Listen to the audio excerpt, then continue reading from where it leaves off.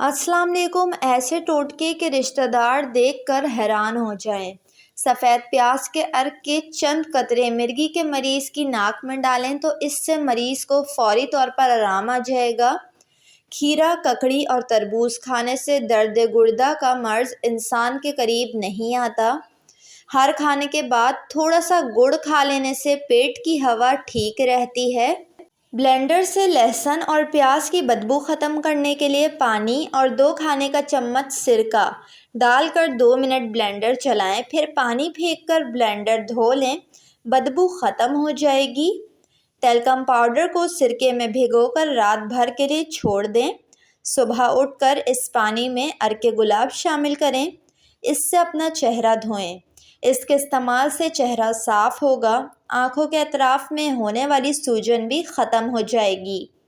1 चम्मच baking soda को 1 चम्मच शहद में मिलाएं। इस मिक्सचर को चेहरे पर नरमी से मसाज करें, 2 मिनट के लिए छोड़ दें और फिर गर्म पानी से चेहरा धो लें। बेकिंग सोडा कील मुहासों से निजात का सस्ता तरीन ज़रिया है। इसे पानी में मिलाकर एक गाढ़ा पेस्ट बना लें। इस पेस्ट को कील मुहासे पर लगाएं और रात भर के लिए छोड़ दें, फ़ायदा होगा। अगर गले में ज़ख़म, सोजिश, खराश हो तो अजवाइन के बीजों के जुशांदे में सादा नमक मिलाकर गरारे करने से फ़ायदा होगा। टूथपेस्ट छालों पर लगाने से छाले सही हो जाते हैं। अगर छुरी को उबले हुए गर्म पानी में डुबोकर फिर डबल रोटी को काटा जाए तो वो बआसानी कट जाएगी।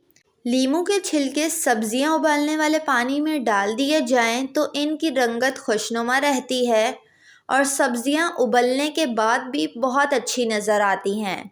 प्याज का रस 25 ग्राम सुबह निहार मुँह पीने से गुर्दे की पथरी रेज़ा रेज़ा यानी टूट टूट कर पेशाब के ज़रिए खारिज हो जाती है।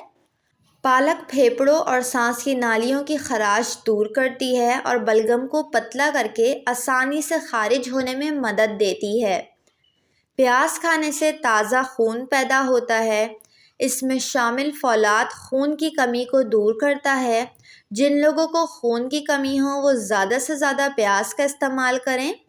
अगर आप अपने हाथ पाँव को हमेशा जवान रखना चाहते हैं तो रोज़ाना सुबह टूथपेस्ट से हाथ और पाँव धो लिया करें। ऐसा करने से हाथ पाँव बिल्कुल नरम और ताज़ा रहेंगे। वीडियो को लाइक और चैनल को ज़रूर सब्सक्राइब कर लें।